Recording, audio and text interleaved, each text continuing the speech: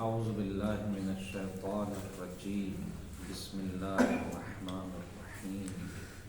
الحمد لله رب العالمين، والصلاة والسلام على أشرف الأنبياء والمرسلين وآله الطيبين الطاهرين المعصومين، ولعنة الله على أعدائهم أجمعين من الآن إلى قيام يوم الدين. أما بعد، فقد قال الله تعالى وتبارك في القرآن الكريم: بسم الله الرحمن الرحيم. وأنزلنا من السماء ماء طهورا. پروردگار قرآن مجید میں ارشاد فرما رہا ہے کہ ہم نے بلندیوں سے پانی نازل کیا، ایسا پانی جو خود بھی پاک ہے اور دوسری چیزوں کو پاک کرنے کی صلاحیت بھی رکھتا ہے۔ پانی کے سلسلے میں ہماری گفتگو تھی اور ہم یہاں تک پہنچے تھے کہ طہارت لینا پانی سے دو طرح کا ہوتا ہے۔ ایک وہ طہارت کہ جس میں نیت ضروری نہیں ہے، جیسے ہی آپ نے پانی کے ذریعے کسی چیز کو دھویا وہ پاک ہو جاتا ہے۔ ایک وہ کہ جس میں نیت ضروری ہے، تو وہ طہارت جیسے کپڑے کی طہارت، جیسے ہم اپنا ہاتھ یا جسم نجس ہو جائے تو اس کو دھوئیں تو چاہے نیت کریں یا نہ کریں ہماری طہارت ہو جائے گی۔ لیکن ہاں، اگر کپڑا دھوتے وقت، جسم دھوتے وقت ہم یہ نیت کر لیتے ہیں کہ ہم یہ کام اللہ کی خاطر کر رہے ہیں تو ہمیں اس عمل پر بھی ثواب مل جائے گا۔ یہ ہم کر لیں تو ثواب مولا کی طرف سے، پروردگار کی طرف سے ثواب ملے گا، لیکن ضروری نہیں ہے یہ نیت۔ ہاں، وضو وہ طہارت جس میں نیت ضروری ہے، جیسے وضو غسل کہ بغیر طہارت کے، بغیر نیت کے وہ غسل نہیں ہے، وضو نہیں ہے۔ اب سب سے پہلے ہم نیت کریں گے، اور نیت میں ہم نے یہ بتایا کہ صرف انسان کا یہ سوچنا چاہیے کہ میں وضو کر رہا ہوں، یعنی اس وقت، اگر اس وقت آپ سے کوئی آ کر پوچھے کہ کیا کر رہے ہو تو فوراً جواب یہ دیں ہم کہ ہم وضو کر رہے ہیں، تو یہی نیت ہے۔ بس اس میں ایک چیز بڑھا دیں کہ یہ وضو ہم اللہ کے لیے کر رہے ہیں، وضو کر رہے ہیں لیکن اللہ کے لیے۔ لیکن اگر وضو کر رہے ہوں خدا نخواستہ لوگوں کو دکھانے کے لیے، یا خدا نخواستہ بچے کو سمجھانے کے لیے، اللہ ذہن میں نہیں، اگر سمجھا رہے ہیں وہ بھی اللہ کے لیے تب بھی صحیح ہے، لیکن صرف بچے کو سمجھانے کے لیے تو وہ وضو نہیں ہوگا۔ یعنی دو چیزیں ہمیں ذہن میں رکھنا ہے، ایک تو ہم وضو کر رہے ہیں اور دوسرا یہ کہ اللہ ہی کے لیے کر رہے ہیں۔ یہ دو پوائنٹ ہمارے ذہن میں رہنا چاہیے، ورنہ ان دو پوائنٹوں کے بغیر ہمارا وضو نہیں ہے۔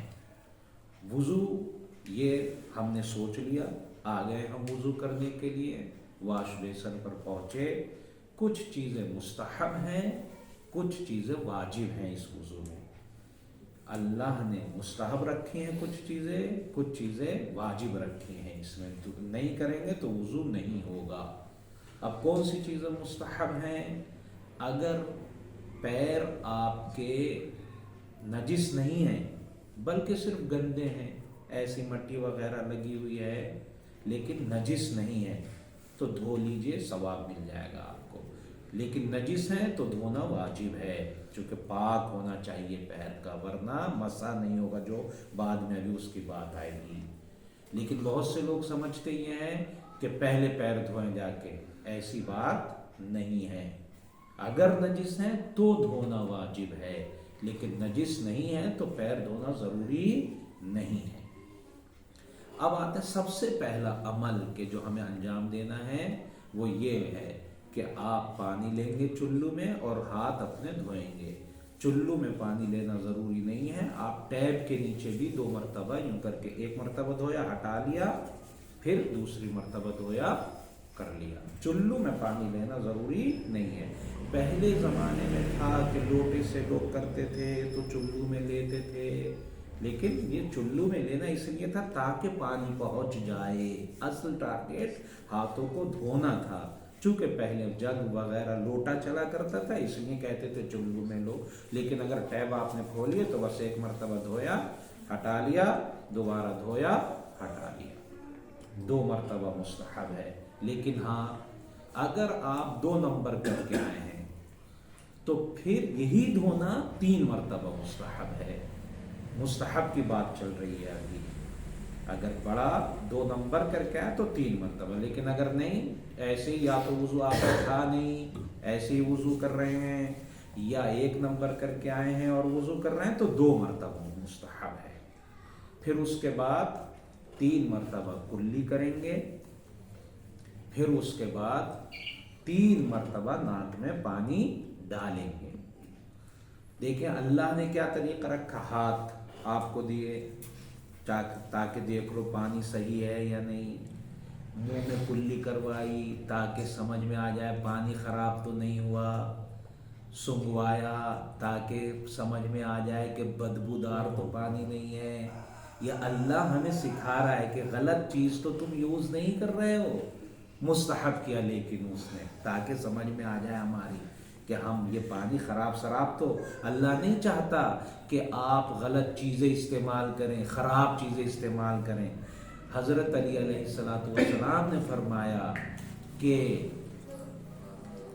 اللہ نے اپنی نعمتوں کو مومن کے لیے ہی پیدا کیا ہے، غیر مومن تو مومن کے طفیل میں کھاتا ہے۔ مومن ہی کے لیے بنایا ہے یہ نعمتوں کو، جو اچھی اچھی نعمتیں، تو مومن کو چاہیے بہترین نعمتیں استعمال کرے، ہاں ان کا مس یوز نہ کرے۔ ایسا نہ ہو کہ یوں ان کی نعمتوں کی محبت دل میں پڑ جائے تو اب اپنے بھائی بہن سب کو بھول جاؤ، ایسا نہیں ہونا چاہیے۔ بنایا مومن کے لیے، لیکن نعمت کی محبت میرے دل میں آنی نہیں چاہیے، میں اس سے اپنا دل نہ لگاؤں، بلکہ اس کو اللہ کی مرضی کے لیے یوز کروں، اس کی محبت دل میں نہیں بیٹھنا چاہیے۔ میں یوز کیا میں نے پھر گزر گیا، جیسے حضرت علی علیہ السلام کے بارے میں ملتا ہے کہ آپ اس زمانے میں اپنی کمائی سے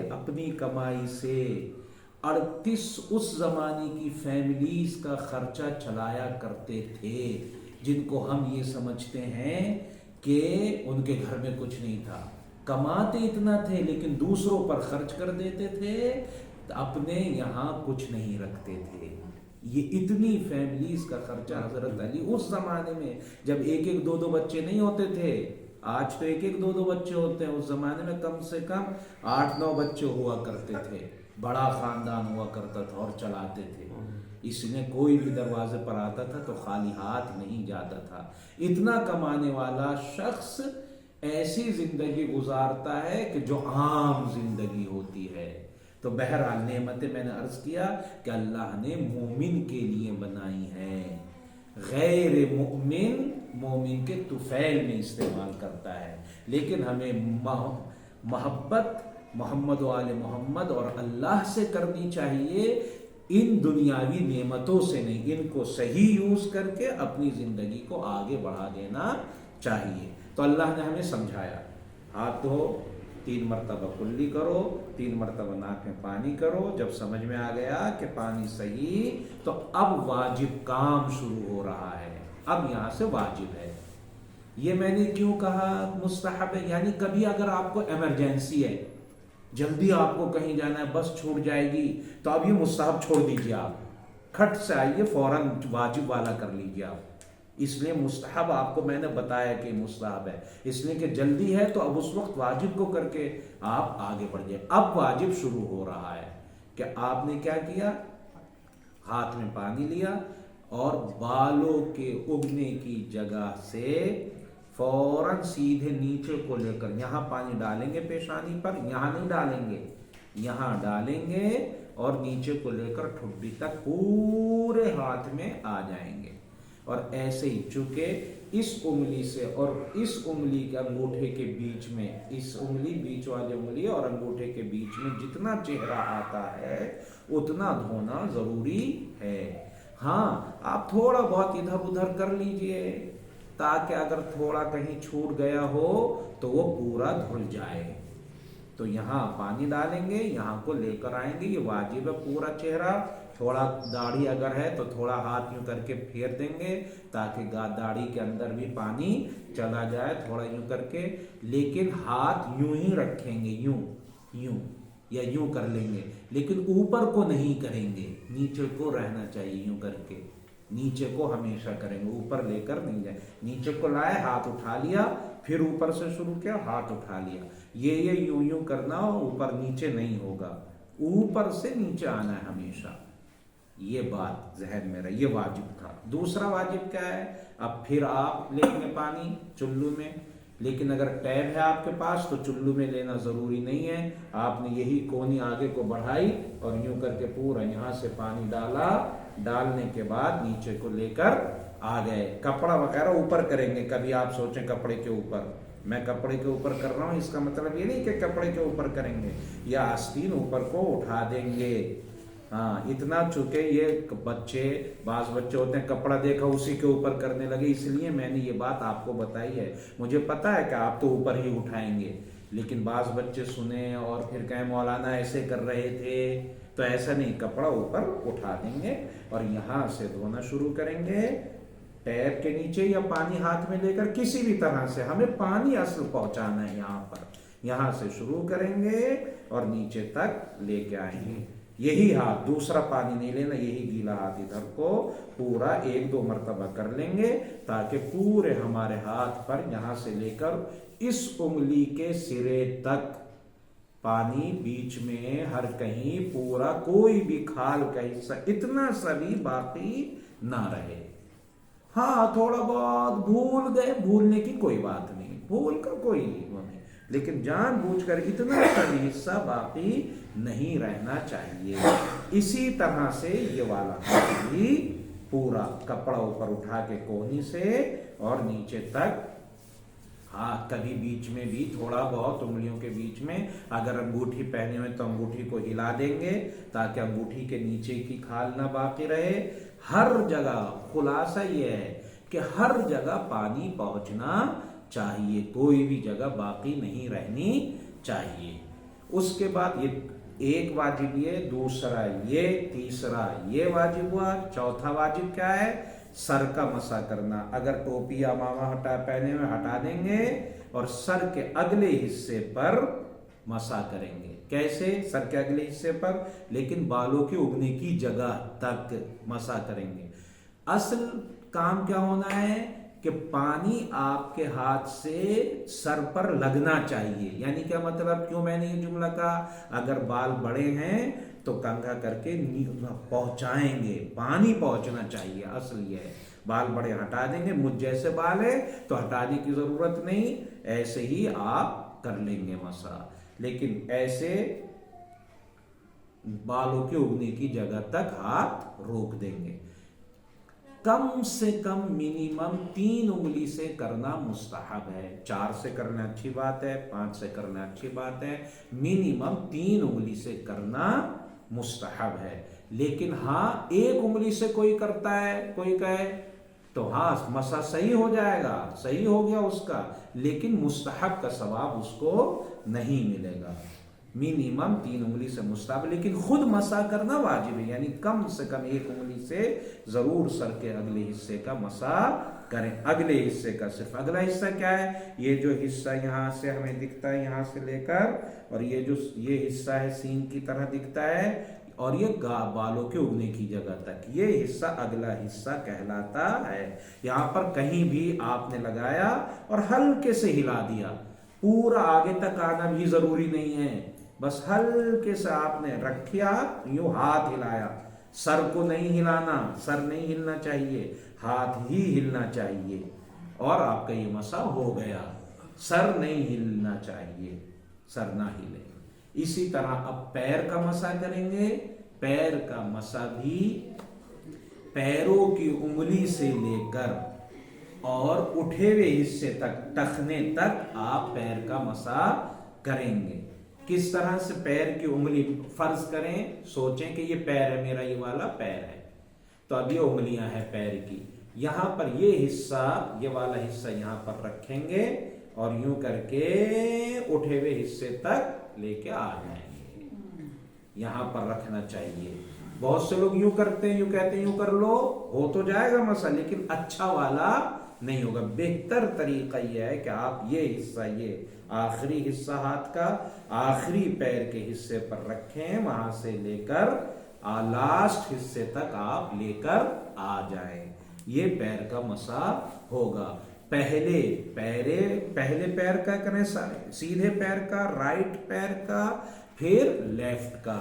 کبھی اگر دھوکے میں ایک ساتھ کر لیا تو کوئی مسئلہ نہیں، لیکن بہتر یہ ہے کہ آپ پہلے رائٹ تو اور بعد میں لیفٹ۔ کچھ لوگ جلدی سے دونوں پر مارتے ہیں، یہ اچھی عادت نہیں ہے، پہلے ایسے کرنا چاہیے، رائٹ پھر ہینڈ۔ وہ سوچتے ہیں دوپہر کا اور رات کا کھانا جلدی سے کھا لیں، تو کھا تو لیں گے لیکن تھوڑی پیٹ میں گڑبڑی آ جائے گی، تو بہتر یہ الگ الگ کھائیں تاکہ پیٹ بھی سے رہے، کام بھی آپ کا چلتا رہے۔ تو یہ وضو ہو گیا۔ اس میں بہت سی یہ دعائیں پڑھنا مستحب ہے، دعائیں معصومین علیہ السلام سے، یا آپ کا وضو ختم ہو گیا لیکن وضو کرتے وقت دعائیں پڑھنا مستحب ہے۔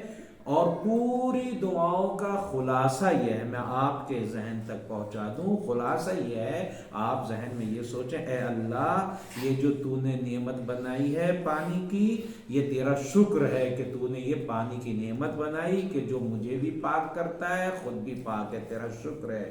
تو نے مجھے سونگنے کی طاقت دی، اے پروردگار تو نے میرے چہرے کو اچھا بنایا، آخرت میں بھی میرے چہرے کو جہنم کی آگ سے محفوظ رکھنا، اے اللہ میرا نامہ اعمال میرے رائٹ ہینڈ میں دینا، جب دعا کرتے ہیں رائٹ ہینڈ میں، اور میرے لیفٹ ہینڈ میں میرا نامہ اعمال مت دینا، اس لیے کہ رائٹ ہینڈ والے کامیاب ہیں، وہاں پر وہ مولا کے ساتھ، بی بی زہرا کے ساتھ، امام حسن کے ساتھ وہاں رہیں گے رائٹ ہینڈ والے، اور لیفٹ ہینڈ والے ان کے ساتھ نہیں رہیں گے۔ تو اے اللہ مجھے نامہ اعمال رائٹ ہینڈ میں دینا تاکہ میں محمد و آل محمد کے ساتھ رہوں، اور وہاں پر علامت یہی ہوگی، جن کو رائٹ ہینڈ میں دیا جائے گا ایٹومیٹک وہ کامیاب ہو گئے، وہ محمد و آل محمد کے راستے پر ہو گئے، ان کے ساتھ چلے گئے، اور جو لیفٹ ہینڈ جن کو دیا جائے گا بولنے کی ضرورت نہیں، یعنی وہ ناکام ہو گئے، وہ دشمنان آل محمد کے ساتھ جائیں گے، جہنم میں جلیں گے۔ تو اسی لیے ہم وضو میں یہ دعا کرتے ہیں، اللہ ہمیں رائٹ ہینڈ میں نامہ اعمال دینا، لیفٹ ہینڈ میں نامہ اعمال نہ دینا۔ پھر ہم جب مسح کرتے ہیں سر کا تو کہتے ہیں، اے اللہ اپنی رحمت کا سایہ میرے سر پر باقی رکھنا۔ پھر جب ہم پیر کا مسح کرتے ہیں اس کا مطلب یہ ہوتا ہے، اے اللہ مجھے صراط مستقیم، کہ جو محمد و آل محمد کا راستہ ہے اس پر ثابت قدم رکھنا، یہ پیر میرے لرزش نہ کرنے پائیں، لغزش نہ ہو، میں ادھر ادھر نہ جاؤں، یہ پیر مجھے ہمیشہ صراط مستقیم پر لے کر جائیں۔ تو یہ ان دعاؤں کا خلاصہ میں نے آپ کو اس لیے بیان کیا تاکہ آپ بھی جب وضو کریں تو یہ دعائیں اپنے اللہ سے مانگیں، اور تاکہ ہماری ان دعاؤں کو قبول کر کے جس طرح اس دنیا میں ہمیں محمد و آل محمد علیہ السلام کا چاہنے والا رکھا ہے اللہ نے، آخرت میں بھی ہمیں انشاءاللہ ان کے ساتھ محشور فرمائے۔ انشاءاللہ باقی بات کل انشاءاللہ۔ والسلام علیکم ورحمۃ اللہ وبرکاتہ۔ اللہم صل علی محمد وآل محمد۔